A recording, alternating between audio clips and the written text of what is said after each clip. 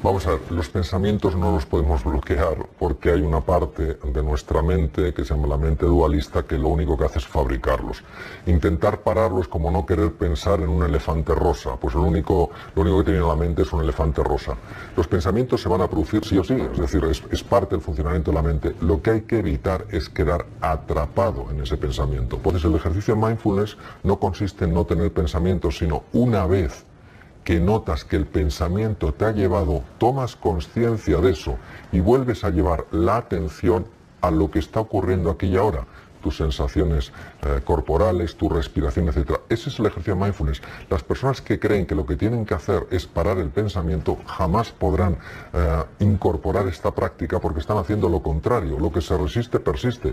Esa es la clave del mindfulness. Por eso tan potente es el ejercicio de aquella persona que a lo mejor empieza a adentrar directamente en un espacio de silencio y vacío, como aquella persona que no tiene más que pensamientos y sin embargo cuando se da cuenta de que tiene un pensamiento dice, pensamiento, vuelve a la respiración con firmeza y con amabilidad, sin enfado, porque si vuelve irritado se bloquea la práctica. Entonces la mente humana es como un programa de ordenador, pero en este caso con un virus.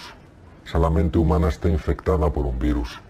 Y eso es de lo que no nos hemos dado cuenta. No hay ningún problema con el encéfalo, no hay ningún problema con el cuerpo, si hay un problema con lo que es el software, porque efectivamente tiene un virus y ya hace 3.500 años hablaban de este virus. Y cuando una persona se quita ese virus, su vida está mucho más equilibrada en todos los sentidos. Es una persona mucho más cercana, es una persona mucho más pacífica. ¿Qué es lo que ocurre? Que nosotros intentamos serenar la mente desde la mente. Y eso no se puede hacer. El propio Einstein decía que ningún problema importante puede ser resuelto en el mismo nivel de pensamiento en el que surgió. Hay que trascender la mente. Trascender quiere decir, viene del verbo latino transcando, ir más allá de la mente. ¿Qué es ir más allá de la mente? Ir más allá de la mente quiere decir dejar de estar atrapado por eso que fabrica la mente e irte a la experiencia directa de los sentidos. Es incuestionable ya que la neuroplasticidad, la formación de nuevas neuronas, de nuevas conexiones, es un hecho, no es una opinión. Sabemos que las personas que practican mindfulness experimentan neuroplasticidad, es decir, o aumento del número de neuronas o aumento de las conexiones en varias regiones, por ejemplo en los hipocampos. Los hipocampos son fundamentales sobre todo en dos cosas, el aprendizaje y el control del miedo. En segundo lugar, la neuroplasticidad afecta a una región que se llama el cíngulo anterior. El cíngulo anterior es clave en todas las relaciones humanas, lo que es la inteligencia social, ¿no? Y finalmente lo que se llama la corteza orbitofrontal izquierda, que está justo encima de la órbita del ojo izquierdo, que controla un núcleo que es la amígdala. La amígdala es la que se libera en situaciones de miedo y situaciones de ira. Imaginemos lo que es vivir con menos miedo y menos ira. Hoy sabemos que uno de los problemas que está padeciendo la sociedad moderna es que además de que estamos permanentemente en esta situación de tensión, no nos tomamos en serio los periodos de descanso. Yo quisiera resaltar que el periodo de descanso no es una pérdida de tiempo, que no nos tenemos que sentir culpables, ni avergonzados, ni asustados porque van a pensar los demás. El periodo de descanso es como el sueño. Cuando una persona no duerme una media de 7 horas diarias, sabemos de forma clara que afecta a su sistema de defensa, que afecta al funcionamiento de su tubo digestivo, que empeora la memoria, que empeora la eficiencia. Pero muchas veces todo esto que no sea el hacer, lo vivimos como una pérdida de tiempo. Es absolutamente necesario que busquemos espacios a lo largo del día, sencillamente son 4 o 5 minutos, dar un pequeño paseo, oír algo de música, cerrar los ojos, algo para recuperarnos, es imprescindible. Si una persona no busca estos periodos de recuperación, automáticamente el organismo se resiente. Hay que tener en cuenta que parte de la presión social que las personas experimentamos y que de alguna manera hace que intentemos adaptarnos de acuerdo a esta presión, es muy contraproducente desde el punto de vista de la salud. Muy contraproducente. Es decir, el hecho de que los niños tengan que hacer tareas hasta horas elevadas de la noche, el hecho de privarnos de sueño porque tenemos que rendir más, es absolutamente contrario al funcionamiento del cuerpo. Absolutamente contrario. Es completamente distinto a lo que necesitamos si queremos ser más eficientes. Una persona que se va privando de periodos de descanso, que se va privando del sueño necesario, con el tiempo bajará la eficiencia sin duda. Y además sabemos que repercutirá físicamente en su cuerpo. Cuando una persona, por ejemplo, se ve en el paro, puede verse frente a dos tipos de amenazas. La primera amenaza es la amenaza lógica de no poder hacer frente pues, a cosas que son vitales, los colegios de los hijos o su propia hipoteca, lo que sea. Eso por un lado. Y por otra parte, es la amenaza a su propia sensación de dignidad personal. Muchas veces pensamos que si no tienes trabajo, pues es una persona que no vales. Cuando eso no es así, hay montones de personas que no tienen trabajo y van a una barbaridad. ¿Qué ocurre? Pues que el ser humano a nivel mental se siente amenazado. Activa de forma natural los mecanismos de supervivencia. Ataque, por eso se vuelve normalmente, habitualmente, más agresivo, más irascible. Huida, en cuanto se mencionan ciertos temas, siente que no forma parte y tiende a aislarse, o bloqueo. El bloqueo es una situación muy habitual de ver y se debe a lo siguiente. Una vez que se ha activado el mecanismo de supervivencia, se produce un cambio drástico en el riego sanguíneo del cerebro. La parte anterior de nuestro cerebro, justo la que está situada detrás de la frente, es básica para ver las cosas con perspectiva, para tomar decisiones de largo alcance. Sin embargo, esta parte, el cerebro, el propio cerebro, no considera que sea necesario tenerla activa. Y se lleva la sangre a la parte que sí es necesaria cuando uno está haciendo frente a una amenaza, que son centros profundos del llamado sistema límbico. Claro, esto es una paradoja, porque realmente una persona que lo que necesita es tener una zona prefrontal perfectamente regada con buen metabolismo, experimenta justo lo contrario. ¿Y cómo podría hacer que mi pensamiento, que mi mente desconecte, que cambie, que abra la vía otra vez? Bien. Hay tres mecanismos que sabemos que son potentes para devolver el riego a la zona prefrontal. El primero, aunque nos cueste, es buscar la comunicación. Es terrible el efecto que tiene el aislamiento. Y cuando una persona empieza a aislarse, no esperemos que nos pida ayuda. Se siente demasiado avergonzada. Se siente demasiado empequeñecida. Hemos de ser nosotros los que nos mostremos accesibles y cercanos a esa persona. Esto se da con especial frecuencia en los hombres. Esta tendencia al aislamiento. Luego, lo primero es buscar la comunicación. Y si la persona no la provoca, porque probablemente no la provocará, continuamente transmitirle que estamos ahí, que estamos cerca. En segundo lugar es el ejercicio físico. No puedo describir con palabras el impacto que tiene el cuerpo en los procesos mentales.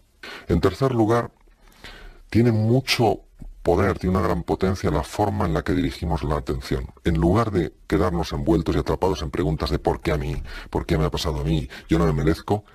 Cambiar por completo el foco de la pregunta. ¿Qué puedo sacar de aquí que sea valioso? ¿Qué otras opciones hay? ¿A quién le puedo pedir ayuda? ¿Qué hay de valor en mí que todavía no he expresado? ¿Qué nuevas posibilidades podría empezar a buscar? Lo que se trata no es de encontrar la respuesta a la pregunta, lo que se trata es de cambiar el riego cerebral. No podemos encontrar la respuesta a la pregunta mientras la parte anterior del cerebro no tenga riego sanguíneo. La pregunta es lo que nos va a llevar a que esa zona sea la que se ponga a buscar. Mientras no salgamos de lo que se llama el secuestro amigdalino, que es el secuestro por estas estructuras cerebrales de los procesos mentales, no podemos encontrar opciones. ¿Aconsejas no perder la esperanza? Lo único real es el presente. Todo sucede en el presente. Lo que pasa es que hay una parte de la mente humana que tiene una tendencia inmensa a no estar en el presente y a estar en el pasado o en el futuro. Esto puede tener una connotación negativa o puede tener un aspecto positivo. ¿Cuándo tiene una connotación negativa? Tiene una connotación negativa cuando estoy tan apegado a mi pasado que todo lo que yo proyecto en el futuro es sencillamente una continuidad del pasado. Entonces el pasado ya no me está influyendo, sino que me está determinando. ¿Cuándo tiene un impacto positivo? Tiene un impacto positivo cuando yo me digo a mí mismo, yo sé que lo único real es el aquí y el ahora. No hay nadie que haya podido viajar al pasado o viajar al futuro. Yo también puedo decir, ahora bien, yo tengo esta capacidad de proyectar el futuro.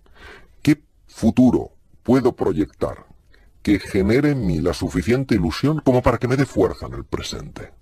Este es el uso precioso, magnífico, enormemente posibilitador de la imaginación. Es decir, crear una realidad en el futuro que empiece a moverme ya en el presente.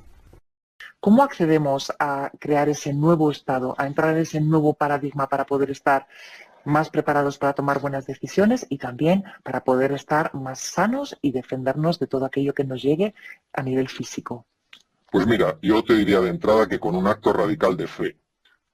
La fe no es un acto del entendimiento, es decir, la fe es una decisión personal, profunda y radical que tú tomas. ¿A qué me refiero con un acto de fe en esta situación? Porque en esta situación o el miedo nos gobierna o la fe nos dirige, así de claro. Entonces, el miedo no es malo en el ser humano, el miedo nos ha ayudado a sobrevivir situaciones tremendamente complejas que no tenemos que olvidar. El problema es cuando el miedo lo genera la mente, porque la mente es capaz de intensificar y prolongar el miedo hasta niveles insospechados. Es capaz de activar mecanismos ancestrales y generar en nosotros una sensación de pavor tan grande que uno recuerda cuando uno intentaba huir de un tigre dientes de sable. Entonces, el cerebro reptiliano. Claro, entonces se activa efectivamente el cerebro reptiliano, el cerebro del palemamífero, y nosotros tenemos que tener esa certeza. ¿Y esa certeza en qué consiste?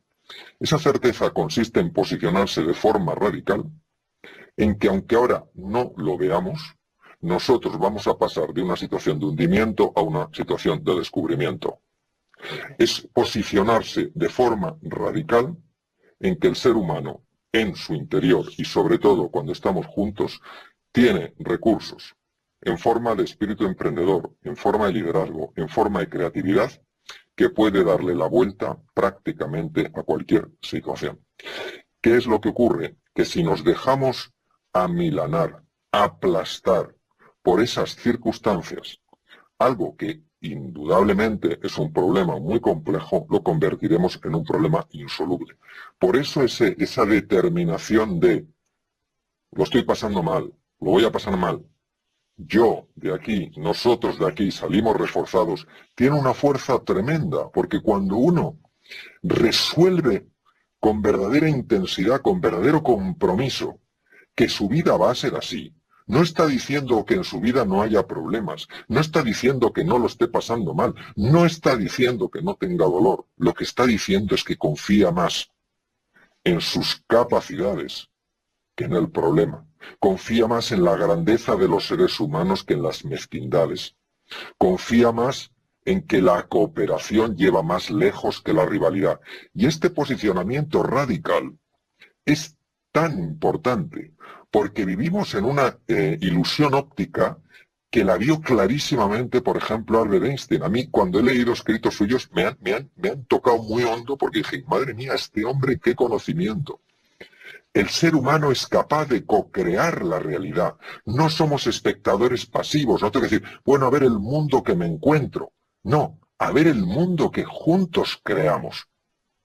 Y si somos capaces de entender este poderío, que no es arrogancia, es justo reconocimiento, que está en cada uno de nosotros y que se multiplica a la enésima potencia cuando lo hacemos juntos, no tenemos por qué vivir asustados. Podemos tener miedo. ¿Cómo no vamos a tener miedo? Pero una cosa es tener miedo y otra es vivir asustado. No podemos darnos el lujo en estos momentos de vivir asustados, porque anulamos toda esa grandeza, la sepultamos bajo la preocupación, bajo la angustia, bajo la depresión. ¿Cómo se entrena el poder estar un poquito más elevado en esa actitud positiva y creadora?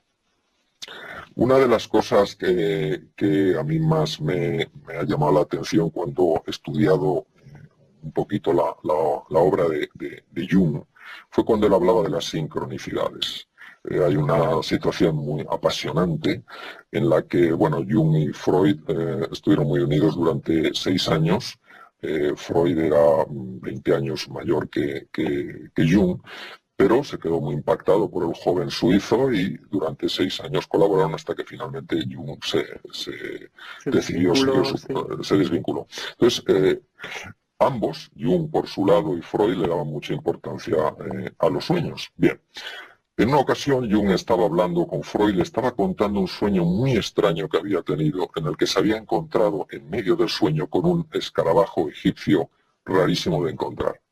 Y en ese momento, él estaba describiendo el sueño que él había tenido la noche anterior, hubo un golpe en la ventana y apareció exactamente ese escarabajo. Yo, personalmente, no cosas tan rotundas, pero sí bastante impactantes en mi vida, he experimentado esto. Es decir, los fenómenos de sincronicidad no son ni de mentes iluminadas ni de gente rarita. Son cosas que nos pasan, pero que muchas veces nos resultan tan rompedoras que intentamos encontrar una explicación más lógica. Y como decía Einstein, en la vida o nada es un milagro, todo es un milagro. ¿Por qué digo eso?